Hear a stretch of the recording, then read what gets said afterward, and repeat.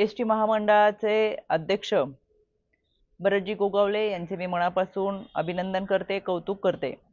त्यांनी घेतलेल्या बैठकीमधल्या निर्णयामध्ये आनंद आरोग्य सेवा, त्याचबरोबर प्रत्येक बस स्थानकावरती महिला बचत गटांना स्टॉल, अनेक आगारांची वाढवली जाणारी संख्या, हे सगळेच निर्णय चांगले आहेत। यामध्ये त्यांनी जो एक निर्णय आणला की शिवनेरी सुंदरी या देखील संकल्पनेला त्यांनी मान्यता दिलेली आहे।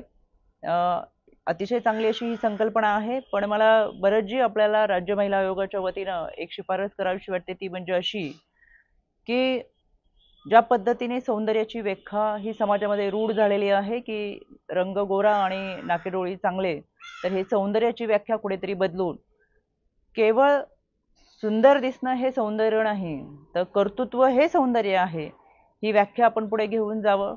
यामध्ये शिवनेरी सुंदरी म्हणून आपण ज्यांना कामाची संधी देतात त्यामध्ये अनेक पीडित अत्याचारित मुली असतील, यांना देखील यामध्ये कामाची संधी मिळावी। ज्यामध्ये ॲसिड विक्टिम असतील यांना देखील संधी मिळावी, आणि ज्यांचं स्वतःचं कर्तृत्व आहे, ज्या स्वतःच्या हिमतीवरती कुटुंब चालवतात, घरामध्ये कोणताही पाठिंबा नसताना कुटुंब चालवण्याचा प्रयत्न करतात, अशा देखील महिलांना आपल्यामध्ये संधी मिळावी। तर खऱ्या अर्थानं समाजामध्ये सौंदर्याची व्याख्या बदलून कर्तृत्ववान हे सौंदर्य होऊ शकतं, हे आपल्या कामातून जरूर दिसेल। आणि मला खात्री आहे राज्य महिला आयोगाने केलेली ही शिफारस आपण आपल्या कृतीतून प्रत्यक्षात आणताल।